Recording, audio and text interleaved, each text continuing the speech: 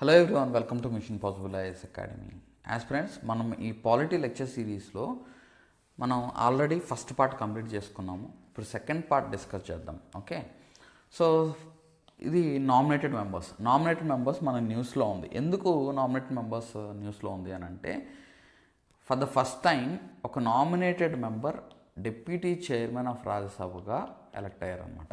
For the third consecutive time, అంటే మూడోసారి deputy chairman of రాజ్యసభగా elect అయ్యారు. ఓకే, అందుకని న్యూస్లో ఉంది. సో డిప్యూటీ చైర్మన్ మన కాన్స్టిట్యూషన్లో article 89 of the constitution deals with deputy chairman.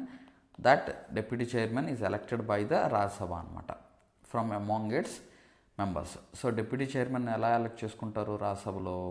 From among its members ఒక పర్సన్ని డిప్యూటీ చైర్మన్గా ఎలక్ట్ చేసుకుంటారు. ఓకే, అదే చైర్మన్ ఎవరు రాజ్యసభలో? Is the vice president Rajya Sabha ex officio చైర్మన్గా పనిచేస్తారన్నమాట. ఓకే, సో వైస్ ప్రెసిడెంట్కి మోస్ట్ ఆఫ్ ద డ్యూటీస్ ఈ చైర్మన్గానే, ఎక్స్ అఫీషియో చైర్మన్ ఆఫ్ రాజ్యసభగానే ఎక్కువ డ్యూటీస్ ఉంటాయి and compare to the vice president duties. Vice ప్రెసిడెంట్కి అఫీషియల్గా ఎటువంటి డ్యూటీస్ అనేవి కాన్స్టిట్యూషన్ మెన్షన్ చేయలేదు, but as a chairman of రాజ్యసభగానే మెన్షన్ చేయడం జరిగిందనమాట. ఓకే, సో చైర్మన్ తర్వాత నెక్స్ట్ పొజిషన్ ఎవరు? Deputy chairman. ఓకే, సో ఈ deputy chairman when chairman office వేకెన్సీలో ఉన్నప్పుడు, లేకపోతే చైర్మన్ ఆఫ్ రాజ్యసభ అంటే వైస్ ప్రెసిడెంట్గా యాక్ట్ చేసినప్పుడు, అప్పుడు డిప్యూటీ చైర్మన్ ఆ రాజ్యసభకి చైర్మన్గా పనిచేస్తారనమాట. అంటే deputy chairman he chairs the office అనమాట. చైర్మన్ కానీ కాదు, హీ చైర్స్ ద ఆఫీస్ అని అర్థం. Okay, so article 80 of the constitution deals with composition of Rajya Sabha. And రాజ్యసభలో టోటల్ మెంబర్స్ ఎంతమంది ఉన్నారు? 250 members maximum strength. And nominated members వచ్చేసరికి 12 మెంబర్స్ని నామినేట్ చేస్తారు ప్రెసిడెంట్. ఈ 12 మెంబర్స్ డిఫరెంట్ ఫీల్డ్స్కి సంబంధించిన వాళ్ళు అయి ఉండొచ్చు. అంటే డిఫరెంట్ ఆర్ట్స్లో అవ్వచ్చు, లేకపోతే లిటరేచర్ నుంచి, సైన్స్ నుంచి, సోషల్ సర్వీస్ నుంచి. వీళ్ళు ఈ ఏరియాస్ ఉన్నాయి కదా, ఈ ఫోర్ ఏరియాస్ నుంచి ఉన్న మెంబర్స్, అంటే ఫర్ ఎగ్జాంపుల్ లిటరేచర్లో బెటర్గా పర్ఫామ్ చేసిన వాళ్ళు, టాప్ పొజిషన్లో ఉన్నవాళ్ళు, అండ్ సైన్స్లో బాగా పర్ఫామ్ చేసిన వాళ్ళు, వీళ్ళు పొలిటికల్ ఫీల్డ్లోకి ఎంటర్ అయ్యి పాలిటిక్స్లో వాళ్ళు ఫైట్ చేయలేరు. సో అందుకనే నామినేషన్ బై ప్రెసిడెంట్ అనేది ఇంపార్టెంట్ రోల్ ప్లే చేస్తుంది. అంటే వీళ్ళు కూడా చట్టసభల్లో రిప్రజెంట్ చేయాలి అని అంటే నామినేషన్ ఆఫ్ ద మెంబర్స్, అంటే 12 మెంబర్స్ని ప్రెసిడెంట్ నామినేట్ చేసే అధికారం ఉంటుంది ఫ్రమ్ దీస్ 4 ఫీల్డ్స్. గుర్తుపెట్టుకోండి, ఈ ఫీల్డ్స్ కూడా నేను సపరేట్గా చెప్తున్నాను, అందుకని exam point of view important. A fields అనేది మీకు ఎగ్జామ్లో అడగచ్చు: literature, science, art, social service. Okay, so ఈ ఫీల్డ్స్ నుంచి నెక్స్ట్. సో ఈ నామినేటెడ్ మెంబర్స్కి ఉండే పవర్స్ అండ్ ఫంక్షన్స్ ఏంటి? They can fully participate in the debates and discussions in Rajya Sabha. So most of the nominated members మనం చూస్తాం, వీళ్ళు తక్కువ లైమ్ లైట్లో ఉంటారు. వాళ్ళకి ఎక్కువ వాళ్ళ ఫీల్డ్లోనే వాళ్ళు ఎక్కువ కనిపిస్తూ ఉంటారు. లైమ్ లైట్లో అంటే మనకి రాజ్యసభలో వీళ్ళు మాట్లాడడం కూడా చాలా తక్కువ ఉంటుంది. ఓకే, సో డిబేట్స్ అండ్ డిస్కషన్స్లో కానీ వీళ్ళు పార్టిసిపేట్ చేయొచ్చు. నెక్స్ట్, వీళ్ళు ప్రెసిడెంట్ ఎలక్షన్స్లో ఓట్ వేయడానికి అర్హులు కాదు. They are not eligible to vote in presidential elections, but they are eligible to vote in vice presidential election because they are not appointed, they are not nominated by the vice president కదా, they are nominated by the president. అందుకనే they are not eligible for voting in presidential elections. But nominated members can participate in the removal of president. గుర్తుపెట్టుకోండి, they can participate in the removal of president. Okay, and they can vote in vice presidential elections. They can join a political party within 6 months of taking seat. అంటే ఒక వ్యక్తి nominated position తీసుకున్నాక, or if a president nominates a person to Rajya Sabha, then he can join the political party, any political party within 6 months అనమాట of taking the seat. ఇప్పటి వరకు ఎప్పుడు కూడా nominated మెంబర్ని council of ministers ఆ పొజిషన్లో అంటే కౌన్సిల్లోకి తీసుకోలేదు. మినిస్టర్ బెర్త్ అనేది ఇవ్వలేదు అండ్ ఆ కౌన్సిల్లోకి తీసుకోలేదు, గుర్తుపెట్టుకోండి. Next, recusal of judges. So ఇక్కడ మనకి ఇది బాగా న్యూస్లో వచ్చింది. Former Delhi chief minister Arvind Kejriwal ఏంటంటే ఒక కేసులో ఢిల్లీ లిక్కర్ స్కామ్ కేసులో అక్కడ ఉన్న జడ్జి ఎవరైతే ఉన్నారో ఆ జడ్జిని రెక్యూజ్ అవ్వమని ఆయన కోరాడనమాట. రెక్యూజ్ అంటే ఏంటి? ఇప్పుడు జనరల్గా ఒక జడ్జి ముందుకు ఒక కేసు వచ్చిందనుకోండి, హైకోర్టు సిజేఐ జనరల్గా రోస్టింగ్ చేస్తారనమాట. అంటే వీళ్ళకి ఇస్తారు, ఆ కేసెస్ని అలొకేట్ చేస్తారు. అయితే ఒక జడ్జి ముందుకు ఒక కేసు వచ్చిందనుకో, వస్తే అప్పుడు ఆ జడ్జి ఆ కేసులో ఏమన్నా అతనికి బయాస్ ఉందని అతనికి ఫీల్ అయినా, ఓకే, కాన్ఫ్లిక్ట్ ఆఫ్ ఇంట్రెస్ట్ ఉంది అని అతను ఫీల్ అయినా, లేకపోతే if he don't want hear that particular case he can recuse the case అనమాట. ఓకే, ఫ్రమ్ దట్ కేస్ అంటే నేను ఈ కేసు నేను హియరింగ్ చేయను, అది వేరే వాళ్ళకి ఎవరికన్నా ఇవ్వండి అని చెప్పేసి చెప్పడం అనమాట. అయితే ఇక్కడ మనకి న్యూస్లో ఏంటంటే అరవింద్ కేజ్రీవాలే ఆ జడ్జిని బయాస్గా ఉన్నారు, ఆ జడ్జి బయాస్గా ఉన్నారు, మీరు బయాస్గా ఉన్నారు కాబట్టి మీరు రెక్యూజ్ అవ్వండి, ఈ కేసు మీరు కాకుండా వేరే వాళ్ళు ఎవరన్నా హియరింగ్ చేయండి అని, వేరే జడ్జి ఎవరైనా పర్లేదు మీరు కాకుండా అని చెప్పేసి ఆ జడ్జి ముందే ఎవరైతే కేసు హియరింగ్ చేస్తున్నారో ఆ జడ్జి ముందే రెక్యూజల్ పిటిషన్ అనేది వేస్తారనమాట. ఓకే, పిటిషన్ వేయడం జరిగిందనమాట. ఎందుకనంటే అరవింద్ కేజ్రీవాల్ కొన్ని పాయింట్స్ రైజ్ చేశారు. ఏంటంటే వాళ్ళ పిల్లలు ఎవరైతే ఉన్నారో వాళ్ళ పిల్లలు, ఆ జడ్జి యొక్క పిల్లలు గవర్నమెంట్ ఎంపానల్డ్ లాయర్స్ అనమాట. గవర్నమెంట్ కొంతమంది లాయర్స్ని ఎంపానల్ చేస్తుంది. Okay, so government empanel lawyers and వాళ్ళు సొలిసిటర్ జనరల్ కిందే పనిచేస్తున్నారు. సో కాబట్టి అరవింద్ కేజ్రీవాల్కి అగెయిన్స్ట్గా వాదించేది ఎవరు? సొలిసిటర్ జనరల్ అనమాట. సో కాబట్టి ఇక్కడ కొంత బయాస్ అనేది ఉంది. ఈ బయాస్ ఉండకూడదు కాబట్టి ఆ రెక్యూజల్ అనేది మేము కోరుతున్నామని చెప్పేసి రెక్యూజల్ పిటిషన్ మూవ్ చేయడం జరిగింది. దాని మీద పెద్ద రాజకీయం జరిగింది, పెద్ద చర్చ జరిగింది, అది సెకండరీ మ్యాటర్. ఇక్కడ మనకి ఇంపార్టెంట్ పాయింట్ ఏంటంటే ఈ లీగల్ ప్రెసిడెంట్స్ అయితే ఉన్నాయి, supreme court judgements, Ranjit Thakur versus union of India and Chandraprabha versus union of India. ఈ కేసెస్లో ఈ రెక్యూజల్ ఆఫ్ జడ్జెస్ గురించి మాట్లాడడం జరిగింది. ఇప్పుడు బయాస్ ఉందని తేలితే, బయాస్ ఉందని అనిపిస్తే, ఈవెన్ పార్టీకి కూడా అనిపించాలి. అంటే ఎవరైతే అందులో విక్టిమ్ ఉన్నాడో లేకపోతే ఎవరైతే అక్యూజ్డ్ ఉన్నాడో అతనికి కూడా ఈ జడ్జి న్యూట్రల్గా ఉన్నారు, బయాస్ ఏం లేదనని ఆ జడ్జి ఆ పార్టీకి కూడా అనిపించాలన్నమాట. సో ఏ పార్టీకైనా ఒక బయాస్, ఈ జడ్జి బయాస్డ్గా ఉన్నారని అనిపిస్తే రెక్యూజల్ పిటిషన్ వేయచ్చు. ఆ జడ్జి ఆ రెక్యూజల్ పిటిషన్ డిసైడ్ అయ్యి అతను హియరింగ్, అతడు లేక ఆమె వేరే వాళ్ళకి నేను ఈ కేసు నేను వినను, ఈ కేసు నేను కన్సిడర్ చేయను అని చెప్పేసి పక్కకు వెళ్ళిపోవచ్చు అనమాట, తప్పుకోవచ్చు ఆ కేసు నుంచి. ఓకే, సో ఇక్కడ మనకి ఇంపార్టెంట్ జడ్జిమెంట్స్ వచ్చేసరికి 2 జడ్జిమెంట్స్ ఉన్నాయి ఇక్కడ. ఇవి exam point of view important. Ranjit Thakur versus union of India, Chandraprabha versus union of India. ఇవి ట్రిపుల్ స్టార్ పెడుతున్నాను, exam point of view important అని అర్థం. Okay, next, why women's reservation cannot wait. Why women's reservation cannot wait. మనకి article 131 of the constitution amendment bill ఉంది. So ఈ constitution amendment bill యాక్చువల్గా defeat అయింది లోక్సభలో. స్పెషల్ మెజారిటీ అయితే రాలేదు, డిఫీట్ అయిందనమాట. అయితే ఇక్కడ ఏమంటున్నారంటే ఈ ఆర్టికల్లో ఉమెన్ రిజర్వేషన్ ఈ అమెండ్మెంట్ బిల్ అయ్యి వచ్చేంతవరకు ఈ 131 అమెండ్మెంట్ బిల్ లాంటిది ఇంకో బిల్ అని ఇంట్రడ్యూస్ చేస్తే దాని వరకు వెయిట్ చేయాల్సిన అవసరం లేదు, ఇమీడియట్గా దీన్ని ఇంప్లిమెంట్ చేయొచ్చు కదా అని చెప్పేసి ఇక్కడ ఆర్టికల్ ఇవ్వడం జరిగింది.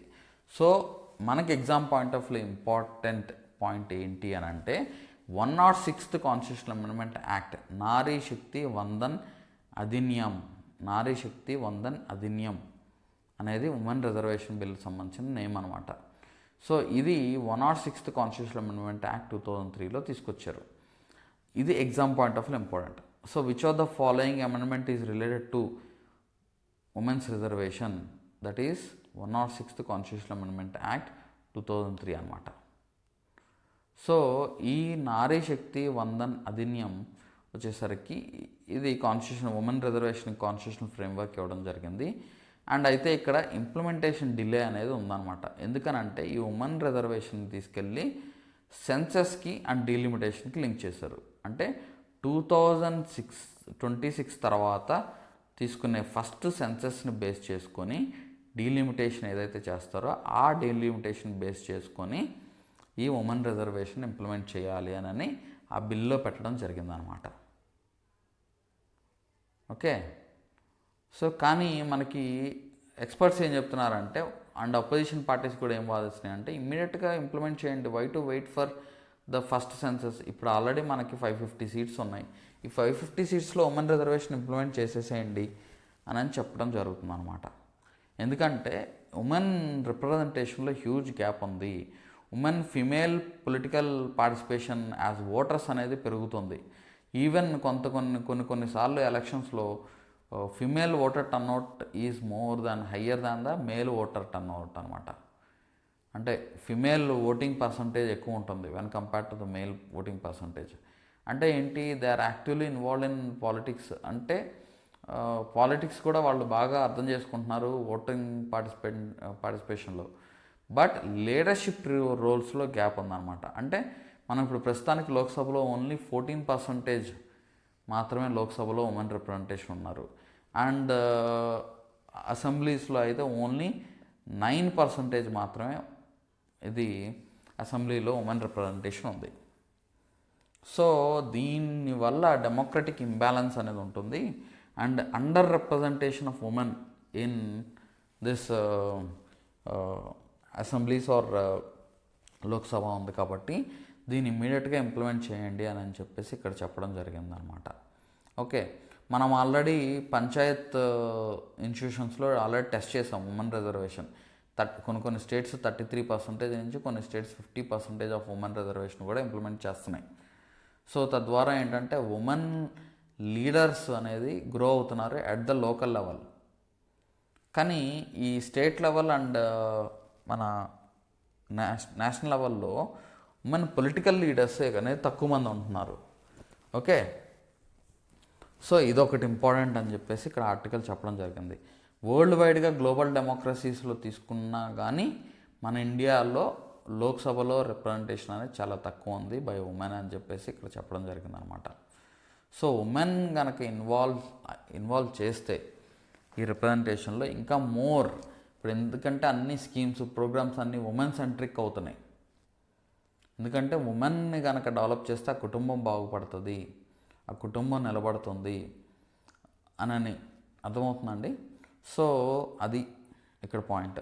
సో కానీ ఎందుకు ఈ టైం తీసుకుంటున్నారు అని అంటే మనకి యాక్చువల్గా అపోజిషన్ వాదన ఏంటి అని అంటే మీరు పొలిటికల్ అపీజ్మెంట్ కోసం అంటే ఉమెన్ రిజర్వేషన్ మీరు పొలిటికల్ అపీజ్మెంట్ కోసం ఈ బిల్ అయితే మీరు పాస్ చేసుకున్నారు, యాక్ట్గా దాన్ని మార్చారు. కానీ స్టిల్ దాన్ని త్వరగా ఇంప్లిమెంట్ చేయట్లేదు. ఎందుకంటే that indicates your mind set అని చెప్పి. అంటే అపోజిషన్ అనే కాదు, ఏ పొలిటికల్ పార్టీలో కూడా ఉమెన్ రిప్రజెంటేషన్ అనేది ఎక్కువ లేదు.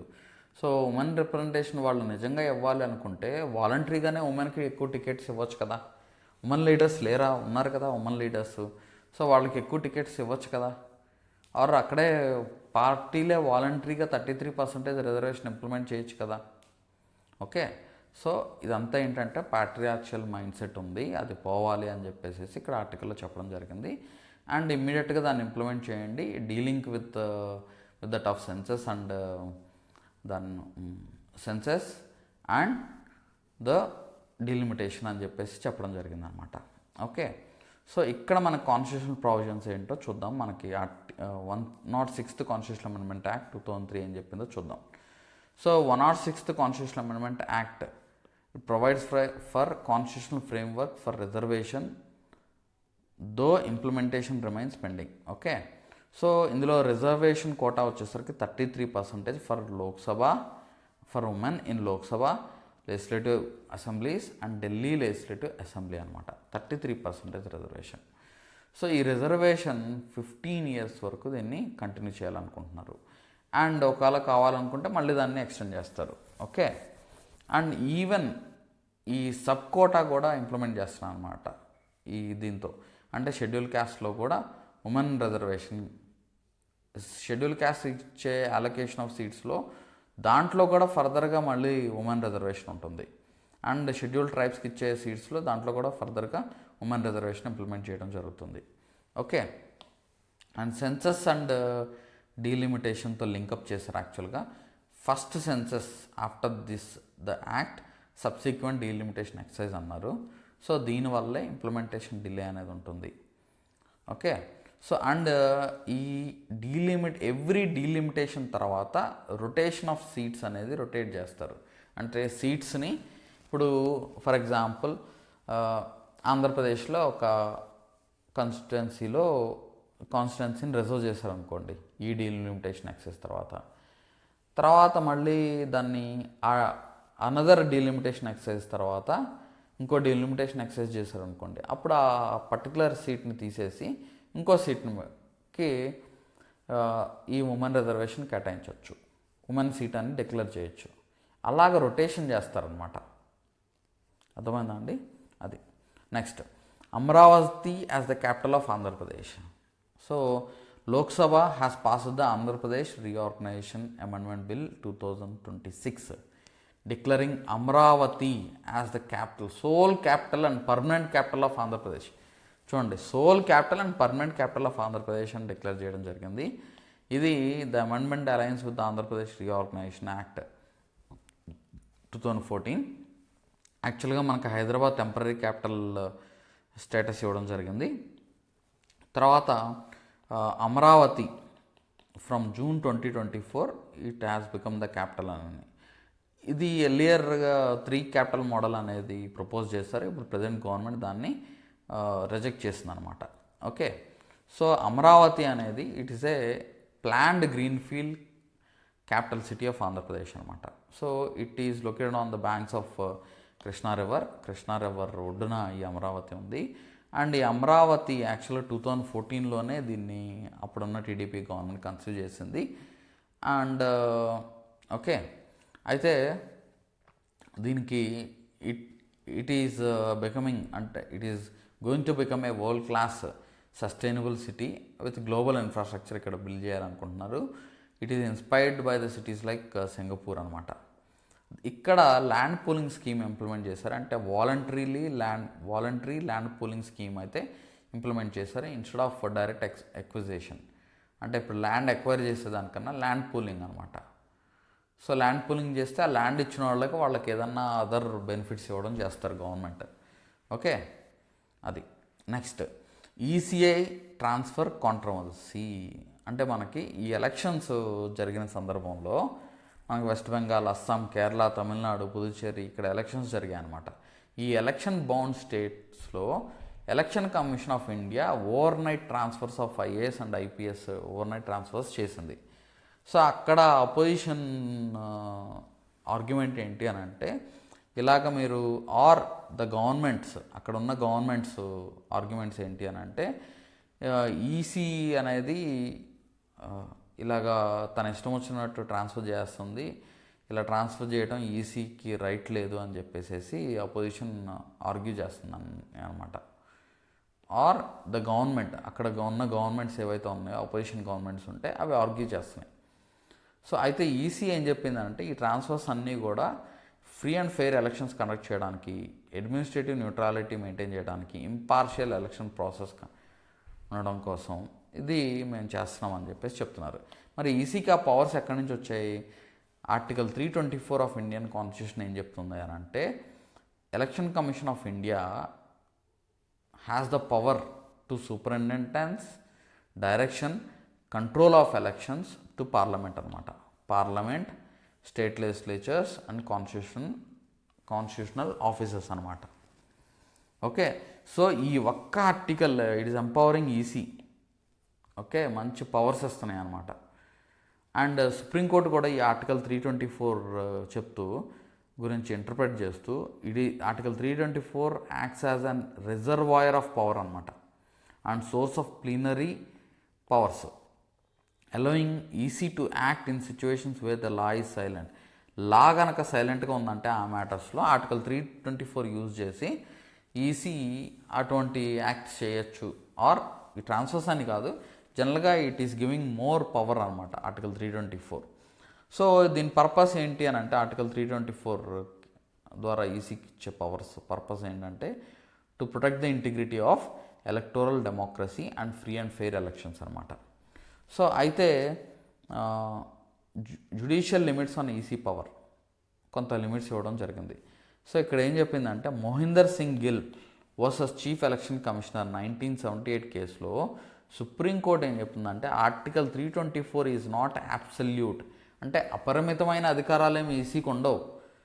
It must act according to laws made by the parliament and state legislatures and it must follow rule of law and principles of natural justice అని చెప్పడం జరిగింది in Mohinder Singh versus chief election commissioner 1978 కేసులో అనమాట. అర్థమైందండి. Relevant legal provisions. So representation of peoples act 1950 and 1951 ఏం చెప్తుందో కూడా చూద్దాం. So these acts regulate election procedure and conduct of elections and electoral administration. So ఈ రిప్రజెంటేషన్ ఆఫ్ పీపుల్స్ యాక్ట్ ఏదైతే ఉందో అది ఎలక్షన్ ప్రొసీజర్స్ని అండ్ ఎలక్షన్ కండక్ట్ చేసేదాన్ని అండ్ ఎలక్టోరల్ అడ్మినిస్ట్రేషన్ వీటన్నిటి గురించి ఈ రెగ్యులేట్ చేస్తుంది అనమాట. ఓకే.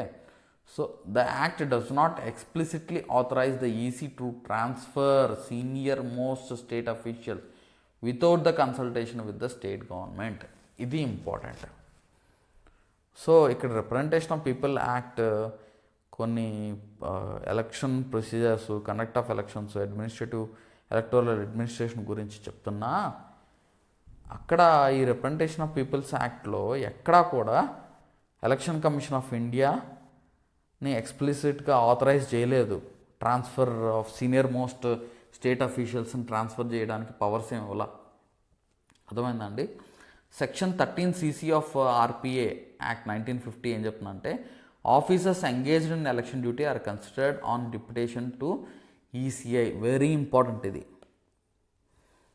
ఎలక్షన్ డ్యూటీలో ఇన్వాల్వ్ అయినప్పుడు ఈసీకి డిప్యూటెడ్ ఆఫీసర్స్గా ఉంటారనమాట ఎలక్షన్ డ్యూటీలో ఉన్న వాళ్ళందరూ కూడా. అంటే ఎలక్షన్స్ కండక్ట్ చేస్తున్నప్పుడు ఈసీకి స్వీపింగ్ పవర్స్ వస్తాయి. ఎలక్షన్స్ కండక్ట్ చేసినప్పుడు entire administrative machinery will go under the control of election commission. ఎందుకు?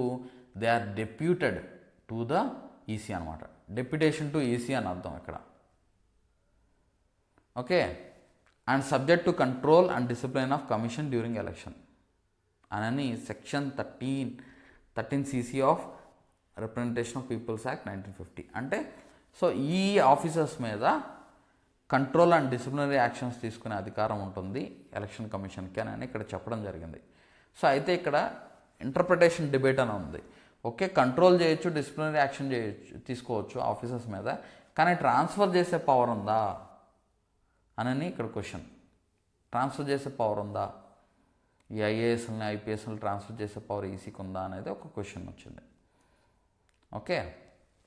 సో అయితే మనకి ఆల్ ఇండియా సర్వీసెస్ యాక్ట్ ప్రకారం ఏంటంటే IAS and IPS are governed by all India services act, but administrative control of transfers of officers are generally exclusive prerogative of state government. State government prerogative అనమాట. అంటే ఆ officers all India services ఆఫీసర్స్ని transfer చేయటం వీటిది అది ఎక్స్క్లూజివ్గా state government prerogative అని ఇక్కడ ఆర్గ్యూ చేస్తున్నారు అనమాట. So election commission of India without consultation with state government డైరెక్ట్గా ఇన్వాల్వ్ అయ్యి ట్రాన్స్ఫర్ చేసేస్తే అది ఫెడరల్ బ్యాలెన్స్ని, స్టేట్ ఆటోనమీని హిండర్ చేస్తుంది అని చెప్పడం జరుగుతుంది. సో ఇక్కడ మనకు కావాల్సిన అపోజిషన్ ఏమంటున్నారు? We want administrative neutrality and creating level playing field అనేది ఉండాలి, పబ్లిక్ కాన్ఫిడెన్స్ కూడా ఉండాలి. కాబట్టి ఈ ట్రాన్స్ఫర్స్ అనేది ఫ్రీ అండ్ ఫెయిర్గా ఉండాలని అపోజిషన్ ఆర్గ్యూ చేస్తుంది. అండ్ ఈసీ కూడా చెప్తుంది, ఈ ట్రాన్స్ఫర్స్ అన్నీ కూడా మేము అడ్మినిస్ట్రేటివ్ న్యూట్రాలిటీ మెయింటైన్ చేయడం కోసం, లెవెల్ ప్లేయింగ్ ఫీల్డ్ ఉండడం కోసం, నెక్స్ట్ పబ్లిక్ కాన్ఫిడెన్స్ని బూస్ట్ చేయడం కోసం మేము ఈ ట్రాన్స్ఫర్ చేస్తామని ఈసీ కూడా ఆర్గ్యూ చేస్తుంది. ఇది ఎప్పటికప్పుడు మన ఎలక్షన్స్ అప్పుడు ఇది మనం చూస్తూనే ఉంటాం. అపోజిషన్ రూల్డ్ స్టేట్స్లో ఈ ఈసీ ఆఫీసర్స్ ట్రాన్స్ఫర్స్ జరిగితే ఏదో జరుగుతుంది, ఇష్టం వచ్చినట్టు ఈసీ చేస్తుంది అని ఆర్గ్యూ చేస్తూనే ఉంటారు. Okay, next the constitution amendment bill. మనం చెప్పుకున్నాం కదా, యాక్చువల్గా 131 కాన్స్టిట్యూషన్ అమెండ్మెంట్ బిల్ గురించి, అది ఎలా ల్యాప్స్ అయిందో కూడా చెప్పుకున్నాం. సో ఈ సందర్భంలో మనం కాన్స్టిట్యూషన్ అమెండ్మెంట్ బిల్ గురించి కూడా మనం డిస్కస్ చేసుకుందాం. దీనికి సంబంధించిన ఇంపార్టెంట్ ప్రొవిజన్స్ కూడా డిస్కస్ చేసుకుందాం. So a constitution amendment bill అనేది ఒక specialised piece of legislation. Okay, it is introduced under article 368 of Indian constitution to alter fundamental text of the constitution. మన కాన్స్టిట్యూషన్లో ఉన్న టెక్స్ట్ని మార్చడానికి, కాన్స్టిట్యూషన్ అమెండ్ చేయడానికి కాన్స్టిట్యూషన్ అమెండ్మెంట్ బిల్ మనం తీసుకొస్తాం అన్నమాట. సో దీన్ని under article 368 of Indian constitution you can amend the constitution. Under article 368 of Indian constitution you can amend the constitution అన్నమాట. So unlike ordinary bills, these require higher threshold of consensus to ensure that basic structure and federal balance of the country are not changed arbitrarily. Okay, so ఎందుకు ఇది constitution amendment bill కొంచెం ordinary బిల్స్లా ఉండదు? ఎందుకనంటే అంత ఈజీగా basic structure of the constitution మార్చకూడదు, అంత ఈజీగా federal balance of the constitution మనం మార్చకూడదు అనమాట. ఇష్టం వచ్చినట్టు మారిస్తే కాదు కదా, స్టేట్ కన్సెన్సస్ కూడా ఉండాలి. ఇప్పుడు ఎక్కడైతే స్టేట్స్ ఎఫెక్ట్ అవుతాయో, ఎక్కడైతే ఫెడరల్ ప్రిన్సిపల్స్ ఉంటాయో, ఆ ఫెడరల్ ప్రిన్సిపల్స్లో ఏమైనా మార్పు తీసుకొస్తున్నాం అనుకోండి, అప్పుడు స్టేట్ కన్సర్ట్ కూడా ఉండాలి కదా. సో అటువంటి ప్రొసీజర్, కష్టతరమైన ప్రొసీజర్ ఉండాలి కదా. సో ఇక్కడ article 368 of the constitution grants parliament to amend the constitution and Lay's down specific procedures for different types of amendments. ఇక్కడ ఏంటంటే special majority plus with ratification by states, రెండు విధాలుగా మనం ఈ ఆర్టికల్ 368 యూజ్ చేసి కాన్స్టిట్యూషన్ని అమెండ్ చేయొచ్చు. ఒకటేంటంటే స్పెషల్ మెజారిటీ అంటే ఇక్కడ greater than 50% of total membership of the house plus 2/3 members present and voting. 2/3 members present and voting అనమాట. దాన్ని స్పెషల్ మెజారిటీ అంటారు. స్పెషల్ మెజారిటీ ఎప్పుడు యూజ్ చేస్తామంటే, ఫర్ ఎగ్జాంపుల్ ఫండమెంటల్ రైట్స్ని అమెండ్ చేయాలన్నా, డైరెక్ట్ ప్రిన్సిపల్స్ని అమెండ్ చేయాలన్నా ఈ స్పెషల్ మెజారిటీ వాడతాం. మరి special majority plus ratification by states అంటే ఏంటి? స్పెషల్ మెజారిటీ ఉండాలి, దాంతోపాటు రాటిఫికేషన్ అంటే అట్లీస్ట్ 50% ఆఫ్ ద స్టేట్స్ ఆ కాన్స్టిట్యూషనల్ అమెండ్మెంట్ని ఆమోదించాలన్నమాట. ఆ అసెంబ్లీస్లో ఆమోదించాలి. అప్పుడు అవి రాటిఫై అయినట్టు. అప్పుడు ఆ ఫెడరల్ స్ట్రక్చర్ ఏదైతే ఉందో మార్పు తీసుకోవచ్చు. ఫర్ ఎగ్జాంపుల్ ట్యాక్స్ లాస్ ఏమన్నా, ఫెడరల్ ట్యాక్స్ లాస్లో ఏమైనా డిస్టర్బెన్స్ వస్తుంది అనుకోండి, జిఎస్టీ ఉంది, జిఎస్టీ తీసుకురావడానికి ఇది ఇక్కడ ట్యాక్స్ కలెక్షన్లో మార్పులు తీసుకొస్తున్నారు కాబట్టి, even states also has the powers to collect tax కాబట్టి ఆ కలెక్షన్లో మార్పులు తీసుకొస్తున్నారు, పంచుకోవడంలో మార్పులు తీసుకొస్తున్నారు. కాబట్టి ఇక్కడ ఈ జిఎస్టీ లాస్ని తీసుకెళ్ళి స్టేట్స్లో కూడా రాటిఫికేషన్ చేయించారనమాట. అర్థమైందా అండి? అంటే ఫెడరల్ ప్రిన్సిపల్స్కి సంబంధించినవి ఏవైతే ప్రిన్సిపల్స్ ఉన్నాయో వాటిని స్టేట్స్ కూడా రాటిఫై చేయాలి. At least 50% of the states ratify చేయాలన్నమాట. అర్థమైందా అండి? అది. సో ఈ ప్రొసీజర్ ఆల్రెడీ నేను చెప్పాను. ఇక్కడ special majority not less than 2/3 of members present and voting, ఇది జనరల్లీ. అయితే ఇక్కడ ఇంకొక ఇంపార్టెంట్ పాయింట్ చెప్తున్నాను, అది చాలా చాలా ఇంపార్టెంట్. నేను 5 స్టార్స్ ఇస్తున్నాను దీనికి. ఇంపార్టెంట్ పాయింట్ ఏంటంటే, కాన్స్టిట్యూషన్ అమెండ్మెంట్ బిల్లో జాయింట్ సిట్టింగ్ అనే ప్రావిజనే లేదు. ఇప్పుడు జనరల్గా ఆర్డినరీ బిల్స్లో లోక్సభకి రాజ్యసభకి ఎటువంటి ఏదైనా డిసగ్రిమెంట్ ఉందనుకోండి, లోక్సభకి రాజ్యసభకి మధ్యలో డిసగ్రిమెంట్ ఉంటే, ఆ డిసగ్రిమెంట్ ఉన్నప్పుడు ఆ రెండు హౌస్లు జాయింట్ సిట్టింగ్ అంటే జాయింట్ సిట్టింగ్కి స్పీకర్ పిలవచ్చు, 2 హౌస్లు కూర్చొని డెసిషన్ తీసుకుంటాయి అన్నమాట. అక్కడ మెజారిటీ డిసైడ్ అయ్యిద్ది. ఓకే, డెడ్ లాక్ అక్కడ రిజాల్వ్ చేసుకోవచ్చు ఆర్డినరీ బిల్స్లో. అదే కాన్స్టిట్యూషనల్ అమెండ్మెంట్ బిల్స్లో ఈ జాయింట్ సిట్టింగ్ ప్రావిజన్ అనేది లేదు, గుర్తుపెట్టుకోండి. నెక్స్ట్, ఇక్కడ మనం ఇంపార్టెంట్ పాయింట్ ఇంకోటి కూడా ఇక్కడ చెప్పుకోవాలి. మనం చూసాం 131st కాన్స్టిట్యూషనల్ అమెండ్మెంట్ బిల్ ఉంది కదా, ఇది రిప్రజెంటేషన్ ఆఫ్ స్టేట్స్ ఇన్ పార్లమెంట్లో మార్పులు తీసుకొస్తుంది, అవునా? తీసుకొస్తుంది. It belongs to the states also కాబట్టి, స్టేట్స్కి కూడా సంబంధించింది కాబట్టి states at least half of the states వాటిని రాటిఫై చేయాలి బిఫోర్ రిసీవింగ్ ప్రెసిడెన్షియల్ అసెంట్ అనమాట. అర్థమైందా అండి? అఫ్కోర్స్ అయితే ఈ 131st కాన్స్టిట్యూషన్ బిల్లు ఇది ఎలాగో ఫెయిల్ అయిపోయిందిలేండి లోక్సభలో, కాబట్టి జనరల్గా చెప్తున్నాను. Okay, next another important concept, మనకు బాగా న్యూస్లో వచ్చే కాన్సెప్ట్ ఏంటి అని అంటే డిఫెక్షన్. అంటే డిఫెక్షన్ అంటే ఏంటి?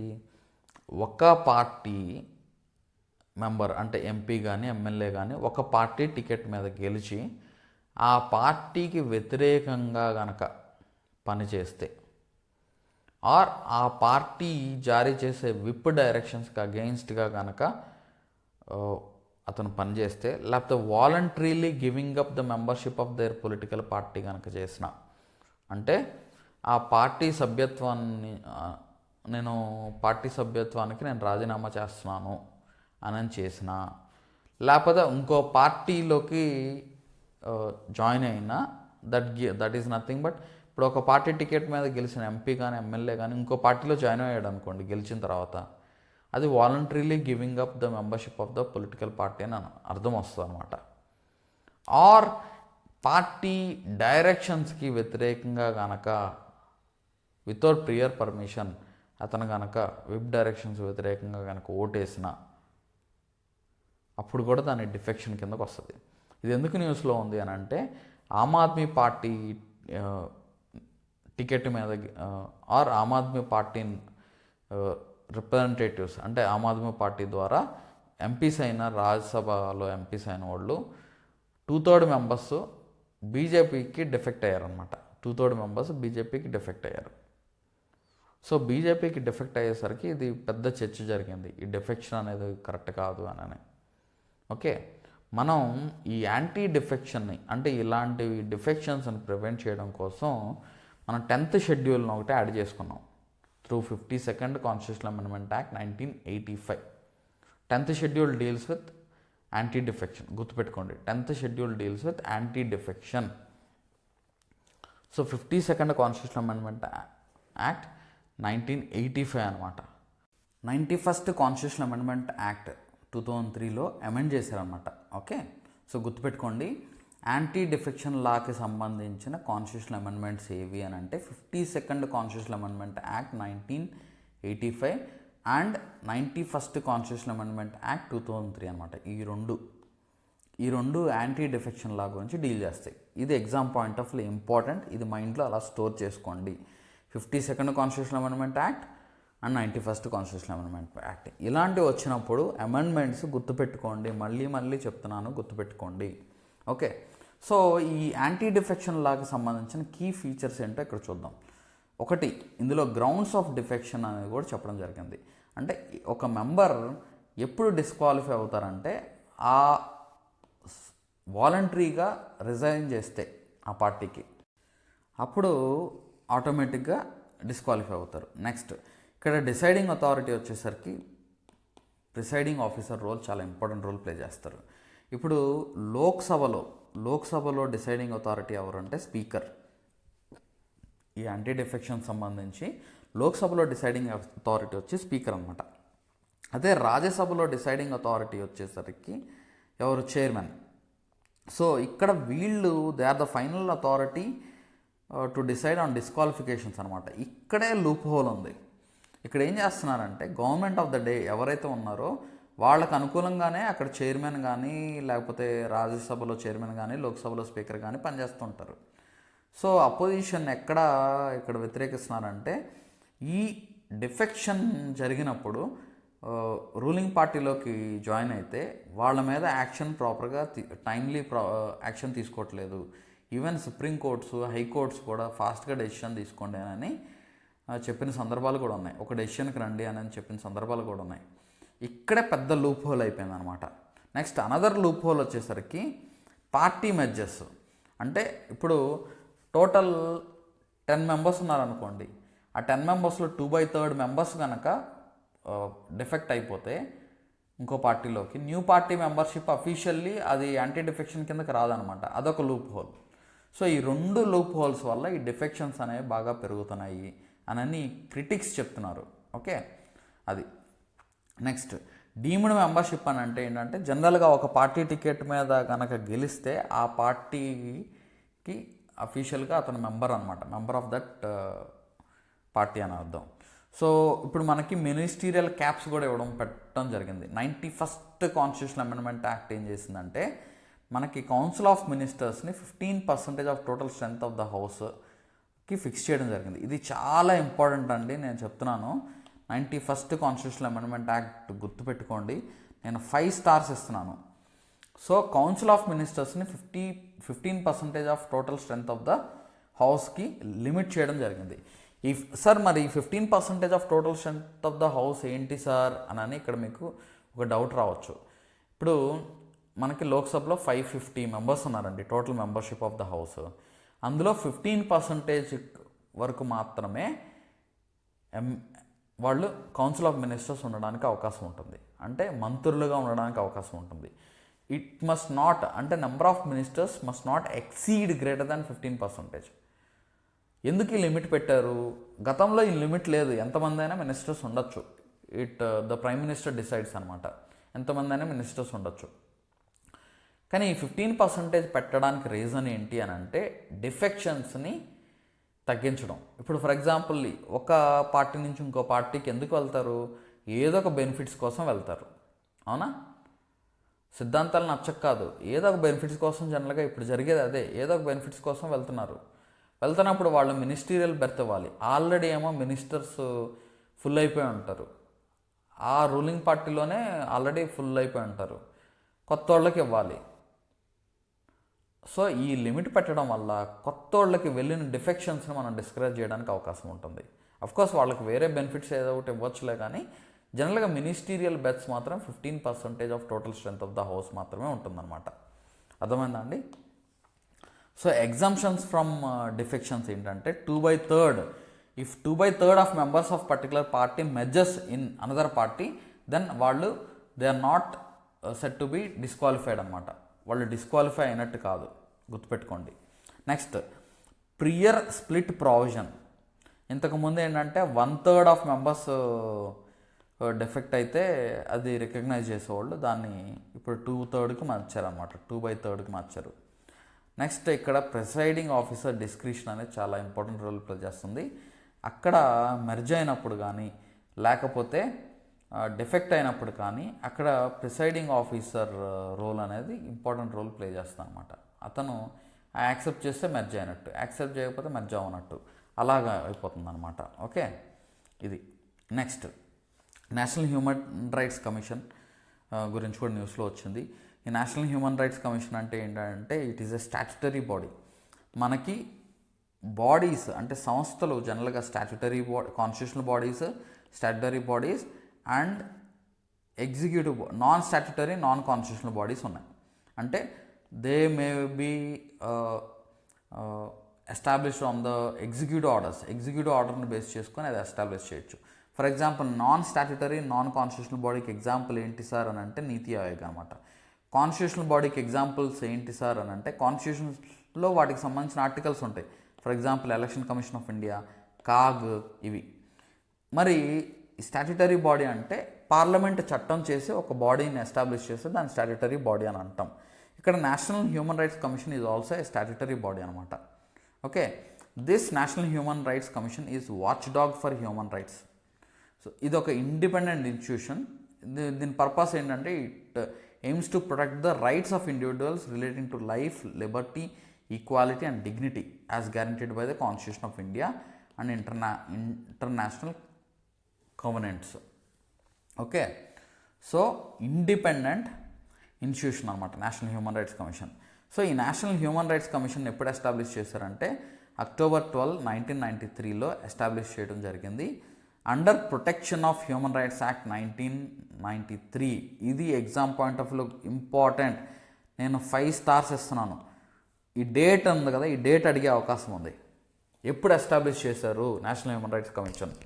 మిమ్మల్ని ట్విస్ట్ చేయాలంటే, మిమ్మల్ని కొంచెం ట్రబుల్ చేయాలంటే ఇలాంటి క్వశ్చన్ అడుగుతారు. October 12, 1993. So it is a statutory body. It is established under protection of human rights act 1993 అనమాట. సో దీని మెయిన్ ఎయిమ్ ఏంటంటే to promote and protect human rights across the country. To promote and protect the human rights across the country and to ensure that government authorities and private entities do not violate fundamental rights. అంటే government authorities కానీ private individuals కానీ ఈ fundamental రైట్స్ని violate అవ్వకుండా చూడడం. Human rights for example education, research and intervention, ఇది foster చేయడం అనమాట, ఆ కల్చర్ని ఇన్కల్కేట్ చేయడం. సో దీని కీ ఫంక్షన్స్ ఏంటంటే సుమోటివ్గా తీసుకోవచ్చు. ఎక్కడన్నా హ్యూమన్ రైట్స్ బ్రీచ్ జరిగిందనుకోండి, న్యూస్లో చూస్తే అది సుమోటోగా ఎంక్వైరీ చేపట్టచ్చు. So violation of human rights and negligence in the prevention of such violations అని చెప్పేసి కంప్లైంట్ రైజ్ చేయొచ్చు. Okay, next intervention in court proceedings. Court ప్రొసీడింగ్స్లో కూడా ఇంటర్వెన్షన్ అంటే ఏంటి? For example it can intervene in any proceeding involving allegations of human rights violation pending before the court. కోర్టులో ఏమన్నా ఈ హ్యూమన్ రైట్స్ వైలేషన్ కేసెస్ వచ్చాయనుకోండి, అందులో కూడా అది పార్టిసిపేట్ చేయొచ్చు. ఓకే, జైల్స్ విజిట్ చేసి, ఇన్స్టిట్యూషన్స్ని విజిట్ చేసి అక్కడ జైల్ కండిషన్స్ ఏంటి, లివింగ్ కండిషన్స్ ఎలా ఉన్నాయి, ఓకే అనేది ఇది చూడొచ్చు. సేఫ్ గార్డ్స్ని కూడా, అంటే కాన్స్టిట్యూషన్లో హ్యూమన్ రైట్స్ సంబంధించిన ఏమన్నా ఉన్నాయా, అవి ఎంతవరకు ఇంప్లిమెంట్ అవుతున్నాయి, ఎఫెక్టివ్ ఇంప్లిమెంట్ అవుతుంది అనేది ఇది చూస్తూ ఉండొచ్చు. Next review of terrorism of extremism factors. అంటే ఈ యాక్ట్స్ ఆఫ్ టెర్రరిజం ఏదైతే జరుగుతుందో they inhibit the enjoyment of human rights కదా. సో ఆ యాక్ట్స్ ఆఫ్ టెర్రరిజం జరుగుతున్నప్పుడు ఇది కొంచెం సజెషన్స్ ఇవ్వచ్చు, రెమిడియల్ మెజర్స్, ఎటువంటి మెజర్స్ తీసుకోవాలి ఏంటి అనేది రెమిడియల్ మెజర్స్ కూడా సజెస్ట్ చేయొచ్చు. నెక్స్ట్ ఇంటర్నేషనల్ ట్రీటీస్ని స్టడీ చేసి ఆ international treaties international instruments of human rights ఏవైతే ఉన్నాయో వాటిని ఎఫెక్టివ్ ఇంప్లిమెంటేషన్ అయ్యేలాగా ఇది కొన్ని రికమెండేషన్స్ చేయొచ్చు. అండ్ హ్యూమన్ రైట్స్ లిటరసీలో, human rights in the field of human రైట్స్లో రీసెర్చ్ చేసి measures or it can spread awareness among the society అనమాట. ఎన్జిఓస్ని సపోర్ట్ చేయొచ్చు. Okay, in those who are working in the field of human rights అనమాట అది. Next cabinet committee on security. So ఈ cabinet committee on security కూడా ఎందుకు న్యూస్లో వచ్చింది అని అంటే, మనం చూస్తూనే ఉన్నాం వార్ అనేది మనం చూస్తున్నాం. ఈ వార్ ఇంపాక్ట్ మీద ఈ క్యాబినెట్ కమిటీ ఆన్ సెక్యూరిటీ ఎప్పటికప్పుడు మీటింగ్స్ జరుగుతూనే ఉన్నాయి. సో ఈ cabinet committee on security is the top most decision making body అనమాట. It is the top most decision making body generally in the matters of national security అవ్వచ్చు, defence ఎక్స్పెండిచర్లో, foreign అఫైర్స్లో, ఈ మ్యాటర్స్లో ఇది క్యాబినెట్ కమిటీ ఆఫ్ సెక్యూరిటీ చాలా important role play చేస్తుంది. Okay, sensitive strategic ఇష్యూస్లో హై లెవెల్ గవర్నమెంటల్ ఇంటర్వెన్షన్స్ ఉండాలి అని అంటే ఈ cabinet committee on security meet అవుతుంది అనమాట. So this cabinet committee on security is chaired by the prime minister అనమాట.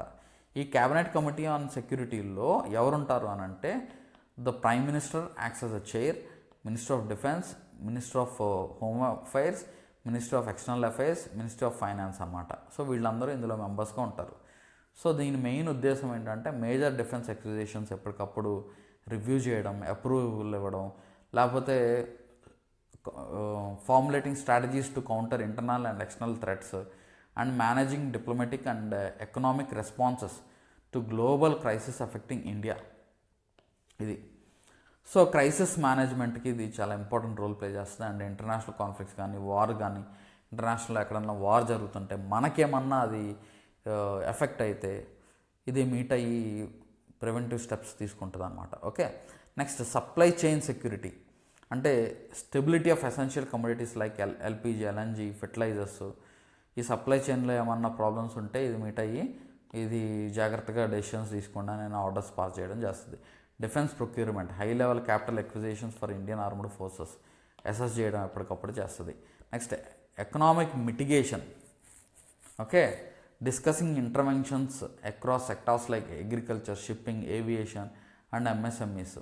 సో ఈ అగ్రికల్చర్ కానీ, షిప్పింగ్ కానీ, ఏవియేషన్, ఎంఎస్ఎంఈస్లో గ్లోబల్ ఛాలెంజెస్ ఏమైనా వస్తుంటే వాటికి కావాల్సిన ఇంటర్వెన్షన్స్ ఏమైనా ఉండాలని డిస్కస్ చేస్తుంది. ఇంటర్నల్ సెక్యూరిటీకి సంబంధించిన పాలసీస్ని ఫార్ములేట్ చేయడానికి ఇది ఆర్డర్స్ పాస్ చేయడం చేస్తుంది అనమాట. ఓకే, సో ఎప్పటికప్పుడు మిస్ఇన్ఫర్మేషన్ కమ్యూనికేట్ అవ్వకుండా ఎప్పటికప్పుడు timely flow of authentic information ఉండేలాగా చూస్తుంది అనమాట. Next official languages of Meghalaya. Meghalaya approved an ordinance granting official status to Khasi and Garo alongside English. అంటే మేఘాలయలో అఫీషియల్ లాంగ్వేజ్ యాక్చువల్గా ఇంగ్లీష్ అనమాట. అది కాకుండా ఇప్పుడు కాశీ అండ్ గారోని అఫీషియల్ లాంగ్వేజెస్గా చేస్తూ ఈ ఆర్డినెన్స్ అయితే ఇవ్వడం జరిగింది. సో దీనివల్ల ఏంటంటే లింగ్విస్టిక్ ఐడెంటిటీకి ఐడెంటిఫై చేయడం, తద్వారా ఏంటంటే ఈ Kashi and Garo Meghalaya identify చేసింది కాబట్టి 8th షెడ్యూల్లో కూడా దాన్ని ఫ్యూచర్లో ఏమన్నా కన్సిడర్ చేసే అవకాశం ఉంటుంది ఇంక్లూడ్ చేయడానికి.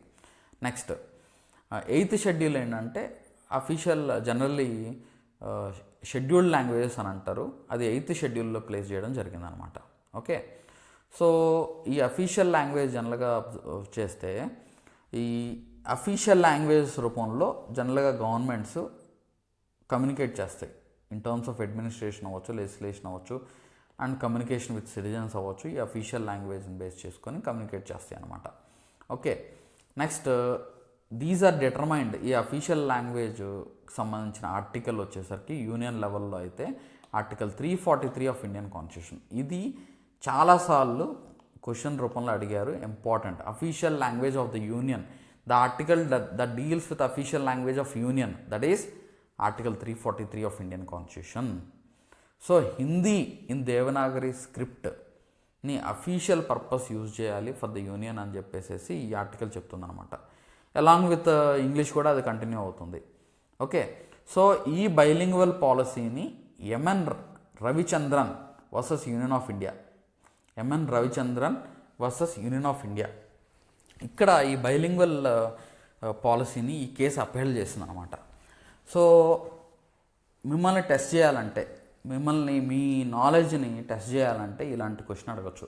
Which of the following case deals with bilingual policy అని అడగచ్చు. ఇప్పుడు నాలాంటి వాడు అయితే ఖచ్చితంగా టెస్ట్ చేయాలి స్టూడెంట్స్ నిజంగానే మంచిగా చదువుతున్నారు అని అంటే ఖచ్చితంగా నేను ఇలాంటి క్వశ్చన్సే నేను ఇస్తాను. ఓకే, సో ఇలాంటి క్వశ్చన్ ఇలాగ మనం అలా చదివితేనే మనకు వర్త్ అనమాట. అర్థమవుతుందండి. ఇప్పుడు కేశవానంద భారతి కేసు గురించి అందరూ చదువుతారు, మనకి మిగతా వాళ్ళకి డిఫరెన్స్ ఏంటి, ఇలాంటివి ఆన్సర్ చేయాలి. Okay, next 8th schedule of the constitution. 8th schedule list జనరల్గా 8th షెడ్యూల్లో ఏముంటాయి అని అంటే official language recognized by the government of India, official language recognized by the government of India ఉంటాయి. Articles related to 8th schedule language వచ్చేసరికి article 344(1) and article 351, article 344(1) of 1 and article 351 అనమాట. And article 348 వచ్చేసరికి language for supreme court and high courts. So article 348 వచ్చేసరికి it mandates all proceedings including judgments, decrees and orders